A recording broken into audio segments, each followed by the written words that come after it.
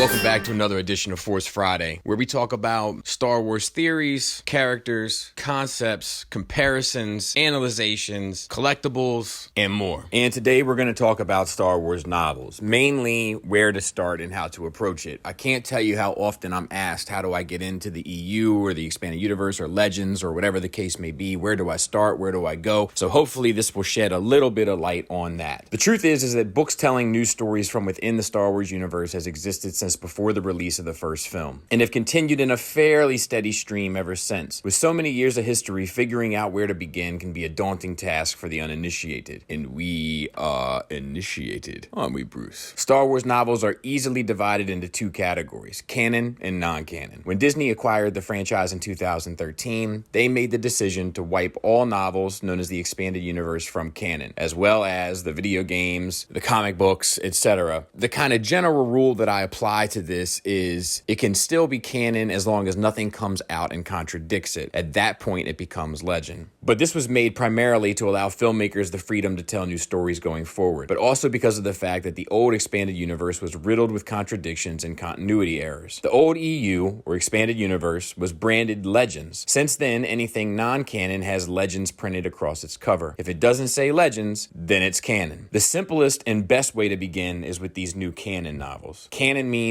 that something is an official part of the Star Wars timeline, existing within the same space as the movies and animated shows and cannot be contradicted by other works. Now, to be fair, I haven't read a ton of the new canon stuff, but I can give you a little bit of information about it. And after we get through the canon stuff, we'll talk about Legends. Since 2014, Lucasfilm has released around 4 or 5 canon novels per year, as well as the usual kids and younger reader books like Adventures in Wild Space series. But we'll be focusing on the non-kiddie books, the stuff that's aimed mainly for our demographic. The best place to start post-Return of the Jedi is the Aftermath trilogy by Chuck Wendig. Focusing on the year after the Battle of Endor and leading up to the secret formation of the First Order and establishment of the New Republic, this series contains every major event to happen after that time, such as the liberation of Kashyyyk and Chewie's family and the Battle of Jakku. It also introduces a stack of new characters, telling its story from the perspectives of both Rebels and Empire. It compresses 3 novels, Aftermath, Life Debt, and Empire's End. This trilogy has gotten a bit of a bad rap. The first book is admittedly slow and meandering, and this seemed to turn many people off to the trilogy. However, I have heard that the third book really takes off. I read the first 2 and wasn't overwhelmed by them. I didn't find the new characters very interesting, but what was cool about it were these little segments within the book that showed you culturally what was going on inside of the Star Wars universe after the fall of the Empire. Just little nuggets and little slices of life of how things were changing. Stuff like Royal Guard helmets being sold on the black market. Little stuff like that by Empire propaganda and memorabilia collectors. Just little stuff like that was really cool. But something the new books have done really well is focus on individual characters. Tarkin tells the story of your favorite Moff's rise to power and his goals and motivations, while Phasma shows us a nuclear devastated world of warriors in a race to escape their planet. Thrawn serves as an origin story showing his rise through the Empire and leading perfectly into Rebels, while Ahsoka picks up right after the Clone Wars and shows us her life after Order 66, leading into Rebels. Queen Shadow follows Padme and her journey rising through the Senate, while Thrawn was followed by 2 sequels and is soon to get a prequel trilogy of books focusing on Thrawn and his people. Other novels have taken backstory or situations from other media and built on them. Dark Disciple is an essential for any Clone Wars fan, adapting the planned 8-episode story from Season 6 following an uneasy alliance between Quinlan Vos and Asajj Ventress as they attempted to assassinate Count Dooku. This book is one of my favorites that I have read from the new novels. Great development of 2 characters that have a massive following within the Star Wars fandom and a very satisfying and interesting ending to it all. But let's get back to Dooku. Dooku Jedi Lost is basically his origin story, which was also covered in Legends and covered quite well in my opinion. So the Dooku origin story of this novel, while I haven't read it yet, I am tempted to give a read. But my favorite book so far from the new canon is called Bloodline. It follows Princess Leia 5 years prior to Force Awakens as she tries to convince convince the New Republic of the dangers of the First Order. It gets into a lot of the political stuff that's going on behind the scenes that a lot of us wish we had more of in Episode 7, that we kind of appreciated from the prequels. Gets into a little bit of that. There's some stuff there with her and Kylo that's interesting. There's some backstory with her and Luke that's interesting. It's just that one I feel like is definitely something that any Star Wars movie fan that even really doesn't get into the novels should pick up and give a shot. A New Dawn follows Canon and Hera from Star Wars Rebels during their first meeting, while Lords of the Sith has Darth Vader and Emperor Palpatine trapped together on Ryloth being hunted by rebels, and really establishes the relationship between a Sith master and apprentice. Catalyst, a Rogue One novel, follows Galen Erso and Krennic through the Clone Wars and into the years preceding Rogue One. It fleshes out these characters and their relationship, and if you're a Rogue One fan, I have heard that this is pretty much considered required reading. However, I haven't picked it up yet, but it is on my list. As a heads up, I wouldn't be put off by any of the young adult books either. Young adult meaning anyone in their teens to their 30s, really. Rebel Rising is one such novel following Jen Erso's life prior to Rogue One, and is easily the most dark piece of canon Star Wars content that I've heard was ever made. Lastly, we have original novels following new characters and scenarios within the saga. Lost Stars follows two lovers as one ends up on the side of the Empire and the other fights for the rebellion. A lot of people like this book, and I like this author, but I'll tell you, it did nothing for me. Alphabet Squadron follows a team of rebel pilots and their adventures, and from a certain point of view is an anthology novel following the events of A New Hope from both primary and utterly obscure characters. We get everyone from Obi-Wan Kenobi to Admiral Mahdi's complaint to HR about Vader choking him. It's really one I want to check out. I've heard people describe it as broad, bizarre, and brilliant. There's also the usual tie-in novels. We have adaptations for The Force Awakens, The Last Jedi, and The Rise of Skywalker, the latter two of which greatly elaborate on events within those films and allow us to get inside the characters' heads during all the big moments of this trilogy. We get Resistance Reborn, which follows the rebuilding of the Resistance prior to 9, and Last Shot, a novel following Han and Lando after Return of the Jedi. There are also some tie-ins to Battlefront games, namely Battlefront Twilight Company and Inferno Squadron, which follows your favorite character from the game and makes her and her team great characters, a real feat considering how bad the campaign those characters featured in is. There are numerous others, and these are only a highlight, but the point is, starting is easy. Any novels published since 2013 are canon and can easily be found online. Legends is a bit trickier, and as we previously mentioned, the Legends are not canon anymore, or at least as I like to describe it, not committed to canon anymore. But time and time again, we see things from Legends become recanonized, so my general sort of approach with this sort of stuff is to say, look, it exists out there as a story. The validity of the story will be known eventually. It's kind of the way that I justify it in my mind. Despite its often inconsistent nature, Legends brought us some of the best and most beloved Star Wars stories ever, and many elements and characters of these stories have been brought into canon. The quintessential Legend story, considered by most fans, is the Thrawn trilogy, published in the 1990s and consisting of Heir to the Empire, Dark Force Rising, and The Last Command. The books effectively functioned as episodes 7, 8, and 9, following Han, Luke, and Leia post-Return of the Jedi as they deal with the remaining Empire's new leader, Grand Admiral Thrawn. It introduces numerous beloved characters such as Mara Jade, a former Imperial assassin and love interest for Luke, Jacen and Jaina Solo, one of which I've named my daughter after, definitely her father's daughter, and Jacen, who becomes one of the most powerful Jedi within the Star Wars timeline, as well as Grand Admiral Thrawn, of course, his namesake of the trilogy, and even the Solo kid's babysitter, who became a beloved character in her own right, Winter. The best version to get is the modern Legends reprint, as it corrects several small errors in older editions. Beyond this, there are plenty of other Legend stories worth your time. Although I haven't finished it yet, Plagueis follows a young Palpatine and his training under his mysterious master, leading right up to the Phantom Menace. This was done just before the Disney buyout, and many fans regret the timing of this, as it has been a very well thought of and highly regarded addition to the Star Wars universe. Like much of Legends, though, it contradicts or adds elements Lucas didn't agree with, but nonetheless, it's an excellent novel. There's also the Darth Bane trilogy, similarly held in high regard, as well as many others. However, it is important to note that a lot of the EU books are kind of seen with rose-colored glasses. The Thrawn trilogy being an excellent standout, of course, but what we don't take into consideration is that this came out at the end of the dark times, when there was no Star Wars merchandise, no Star Wars media, no Star Wars anything to consume, and fans were pretty rabid for it. That's not to take away from how great it is. It's just to say that sometimes when we look back on this stuff, I hear people say how great the EU was, but I also remember during the EU era when people used to complain about how bad some of the EU was. I've read most of the EU stuff. There's stuff I love. There's stuff I don't like. The Yuuzhan Vong War, none of that speaks to me, and it pretty much feels like Luke Skywalker and friends fighting Cobra La from G.I. Joe to me. However, one of the greatest Star Wars stories I've ever read was definitely from the EU timeline, known as the Legacy of the Force series, which deals with Jason Solo falling to the dark side of the Force, that eventually, in my opinion, becomes his ultimate sacrifice, rallying the galaxy around him to defeat him. So in a way, he sacrificed himself and his soul to do evil things for the greater good. A series that literally gave me the chills as I was reading the final chapters. What the old EU did fantastically and doesn't get enough praise for was introduce characters that became beloved. Not all the stories were solid. A lot of them were tropey, a lot of them were weak, a lot of them were predictable, and a lot of them were very surface level without consequence. But a lot of the characters were amazing, and many of them did come from the Thrawn trilogy, which is why I would advise, if you were to start with the Legends novels, to pick up the Thrawn trilogy, Heir to the Empire, Dark Force Rising, and The Last Command. Inside that book, you should find a timeline. Many of the Legends novels come with a timeline in the first couple pages of the book, and that should help guide you on your journey as to where you want to take the story within the Legends avenue.